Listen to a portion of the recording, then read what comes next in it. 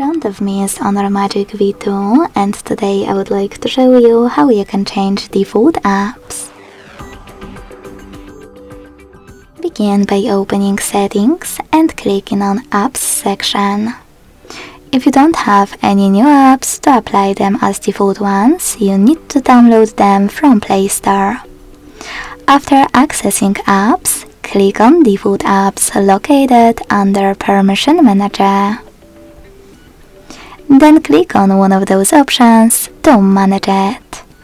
In my case, Browser app. Lastly, to apply your new one, click on it and go back. As you can see, after that, my default app has changed. Thanks so much for watching. If you enjoyed this video, leave a like, comment and subscribe. Bye!